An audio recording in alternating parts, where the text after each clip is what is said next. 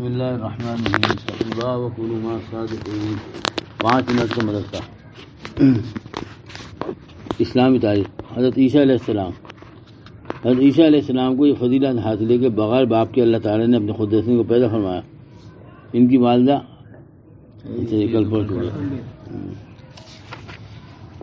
حضرت عیسیٰ علیہ السلام کے معجزات۔ اللہ تعالیٰ نے حضرت عیسیٰ علیہ السلام کو نبوت کی تصدیق کے لیے بہت سے معجزے عطا فرمائے تھے۔ مثلاً بغیر باپ کے پیدا ہونا، پیدائش کے بعد ماں کی گود میں ان کی صفائی بیان کرنا، مردوں کو زندہ کرنا، اندھے اور کوڑی کو اچھا کر دینا، مٹی سے پرندہ بنا کر پھونک مار کر اڑا دینا، لوگوں کے گھر میں رکھی ہوئی چیزوں کا بتا دینا، ان کی دعا سے آسمان سے دسترخوان کا اترنا، زندہ آسمان سے اترنا اور زندہ آسمان اٹھا لیا جانا۔ قیامت کے دن اصل میں ان کا یہ تھوڑا غلط لکھا ہوا ہے کہ ان کا زندہ آسمان پہ اٹھا لینا، یعنی اللہ تعالیٰ نے ان کو زندہ آسمان پہ اٹھا لیا تھا۔ یہ قیامت کے قریب دنیا میں دوبارہ تشریف لانا، یہ معجزات ہیں جس کی شہادت قرآن پاک دے رہا ہے۔ جب حضرت عیسیٰ علیہ السلام نے لوگوں کو توحید و ایمان کی دعوت دینا شروع کی فرمائی تو آپ علیہ السلام کی محبت، عقیدت اور قبولیت میں دن بدن اضافہ ہوتا جا رہا تھا، مگر یہودی قوم اس دعوت و شہرت کے لیے کو اپنے لیے بڑا خطر سمجھنے لگے۔ ان کا تو ہمیشہ ہی کام یہی تھا یہودی انصارہ کا کہ یہودیوں کا کہ انہوں نے تو پتہ نہیں کیا کچھ نہیں کیا، اس لیے انہوں نے بادشاہ وقت کو اپنا ہم خیال بنا کر قتل کرنے کا منصوبہ بنایا۔ جس مکان میں آپ اپنے ساتھیوں کے ساتھ موجود تھے اس کو گھیر لیا، موقع پا کر آپ کے ساتھی بھاگ کر ہوئے۔ اللہ تعالیٰ نے اپنے قدرت سے حضرت عیسیٰ علیہ السلام کو آسمان پر زندہ اٹھا لیا، اور ایک یہودی تھا نا، اسی کو ان کا ہم شکل بنا دیا،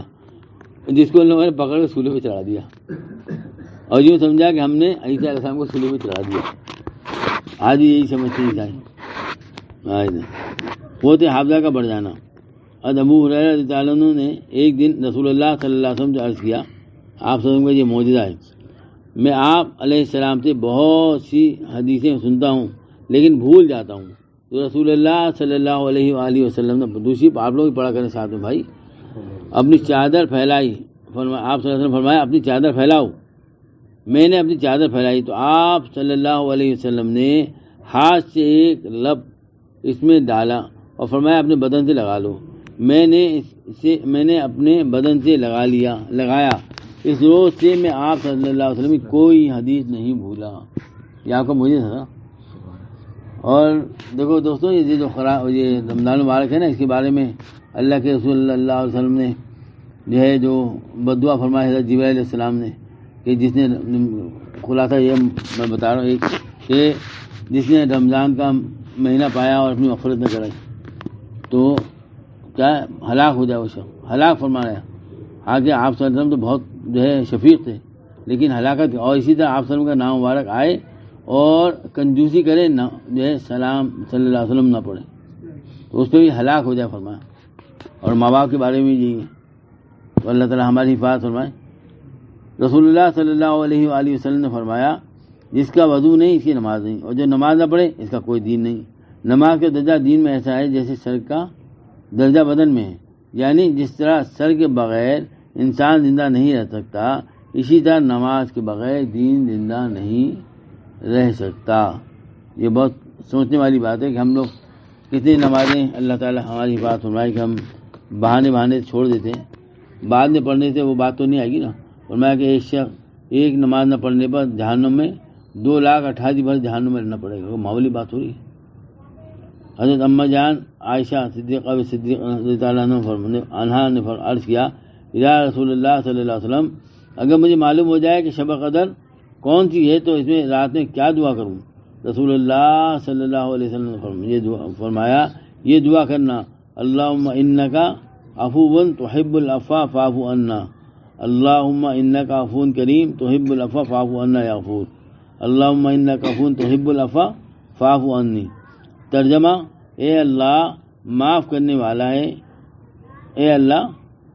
معاف کرنے والا ہے اور معاف کرنے کو پسند کرتا ہے، لہذا مجھے بھی معاف فرما دے۔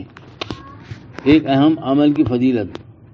نماز اشراق کی فضیلت۔ رسول اللہ صلی اللہ علیہ وسلم فرمایا، جو شخص فجر کی نماز باجماعت پڑھے پھر اپنے جگہ بیٹھ کر اللہ تعالیٰ کا ذکر کرتے رہے جہاں تک سورج طلوع ہو جائے، پھر 2 رکعت اشراق کی نماز پڑھے تو اس کے لیے ایک مکمل حج اور عمرے کا ثواب ہوگا۔ یہ عام دنوں میں ہے، اور اب رمضان میں پڑھیں گے تو کیا ہوگا؟ 70 حج اور 70 عمرے کا ثواب ملے گا۔ لوٹ لگی ہوئی ہے اللہ کی طرف، سیل لگی ہوئی، بھائی کما لو، تو یہ دن واپس نہیں آئیں گے ہماری زندگی میں۔ قرآن میں اللہ تعالیٰ فرماتا ہے، جو بھی اللہ کے ساتھ شریک ٹھہرائے گا اس پر اللہ تعالیٰ نے جنت حرام کر دی ہے اور اس کا ٹھکانہ جہنم ہے، اور ایسے ظالموں کا کوئی مددگار نہیں۔ قرآن میں اللہ تعالیٰ فرماتا ہے، جو کچھ تمہارے پاس دنیا میں ہے وہ ایک دن ختم ہو جائے گا، اور جو اللہ تعالیٰ کے پاس ہے وہ ہمیشہ باقی رہنے والی چیز ہے۔ رسول اللہ صلی اللہ علیہ وسلم فرمایا، قیامت کے دن لوگ اعمال کے بقدر پسینے میں ہوں گے، کوئی تو پسینے میں ٹخنوں تک ہوگا، ڈوبا ہوا ہوگا، کسی کو گھٹنے تک پسینہ ہوگا، کسی کا یہ حال ہوگا کہ پاؤں سے لے کر منہ تک پسینہ میں ہوگا، اس کا پسینہ لگام کی طرح لگام کی طرح منہ میں گھسا ہوا ہوگا۔ اللہ تعالیٰ ہم سب کی حفاظت فرمائے۔ ایسے بھی لوگ ہوں گے جو عرش کے سائے میں ہوں گے، ہے نا، تو اللہ تعالیٰ ان میں ہمیں شامل فرما دے بھائی۔ رسول ایسے اعمال کی توفیق عطا فرمائے اللہ تعالیٰ۔ رسول اللہ صلی اللہ علیہ وسلم فرمایا، کھانے سے پہلے، واہ یہ پہلی مرتبہ پانی دینا بھائی، عجیب بات فاروق بھائی، ہم سب کے لیے بڑی بہترین چیز ہے۔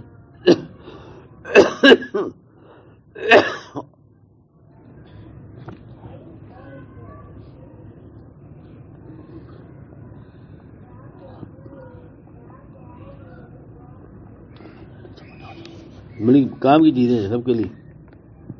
رسول اللہ صلی اللہ علیہ وسلم فرمایا، کھانے سے پہلے خربوزے کا استعمال پیٹ کو بالکل صاف کر دیتا ہے، لا الہ الا اللہ، اور بیماری کو جڑ سے ختم کر دیتا ہے، سبحان اللہ۔ رسول اللہ صلی اللہ علیہ وسلم فرمایا، کھانے سے پہلے خربوزے کا استعمال پیٹ کو بالکل صاف کر دیتا ہے اور بیماری کو جڑ سے ختم کر دیتا ہے۔ لیکن ایسا نہ ہو کہ افطار سے پہلے کھانے کے بھائی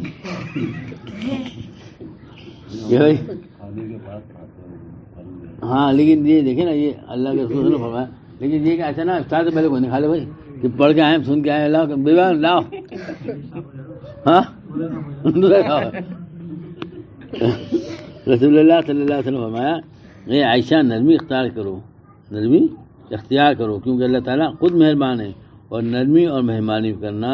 اس کو بہت پسند ہے، اور نرمی پر وہ اتنا دیتا ہے جتنا کہ سختی اور اس کے علاوہ پر نہیں دیتا۔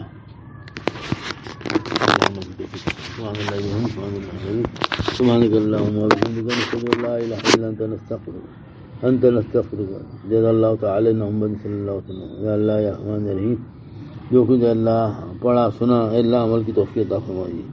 اے اللہ ہمیں بعمل بنا دیجیے، اے اللہ سن کے ہم سننی نہ ہو جائیں بلکہ اے اللہ عمل کرنے والے بنے، اے اللہ ہمیں اے اللہ دین پر چلا دیجیے، اے اللہ ہمارے اے اللہ قلوب کو اے اللہ دین کی طرف متوجہ فرما دے، اے اللہ ہمیں استقامت نصیب فرما دے، اے اللہ دین پہ استقامت، اے اللہ جیسے آپ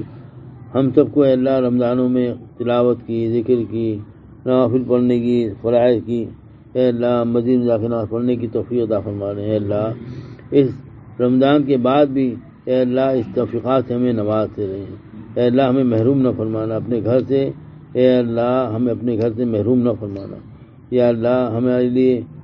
پورے دین پہ چلنا آسان فرما دیجیے، اے اللہ پورے دین پہ چلنا آسان فرما دیجیے، اے اللہ پورے دین پہ چلنا آسان فرما دیجیے، اے اللہ اپنی مکمل تابعداری، اے اللہ اپنی پوری تابعداری نصیب فرمائیے، اے اللہ ہمیں بھی، ہمارے گھر والوں کو، ہمارے رشتہ داروں کو، دوستوں کو، سب کو اپنی پوری تابعداری نصیب فرمائیے، اے اللہ گھر میں تعلیم کا حلقہ قائم کرنے کی توفیق عطا فرما، اے اللہ گھر میں تعلیم کا حلقہ قائم کرنے کی توفیق عطا فرما، اے اللہ گھر میں تعلیم کا حلقہ اے اللہ قائم کرنے کی توفیق عطا فرما، اے اللہ اس کی اہمیت ہمارے دل میں ڈال دے، اے اللہ اس سے گھر میں دین آئے گا یہ ہماری سمجھ میں آ جائے، اے اللہ عمل کی توفیق عطا فرما، اے اللہ امت کے حال پر رحم فرما، تمام ضرورتوں کو ہماری قضا نقض سے پورا فرما، حج بیت اللہ عمرہ کی شان نصیب فرما، اے اللہ جو لوگ بیمار ہیں ان کی شفا عطا فرما، جو لوگ مخلوط ہیں ان کے قرض سے نجات عطا فرما، یا اللہ ہمارے فلسطین بھائیوں کی مدد فرما، اے اللہ ہمارے فلسطین بھائیوں کی مدد فرما، یا اللہ انہیں استقامت نصیب فرما، یا اللہ انہیں استقامت نصیب فرما،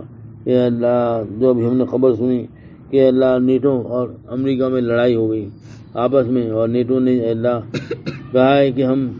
غزہ والوں کی مدد کریں گے، اے اللہ اس پر ان کو قائم رہنے کی توفیق عطا فرما، اے اللہ انہیں یہود نصارہ کو آپس میں ٹکرا دے، اے اللہ آپس میں ٹکرا دے، ان کے مساکین کو تباہ کر دے، اے اللہ انہیں پھوٹ ڈال دے، اے اللہ ان کے ہزاروں کن کر دے، اے اللہ ہمارے مسلمانوں کی مدد فرما، یا اللہ ہمارے مسلمان بھائیوں کی مدد فرما، یا اللہ ان کی مدد فرما، اے اللہ بھوک پیاس میں ہے اللہ اور روزے کر رہے ہیں، یا اللہ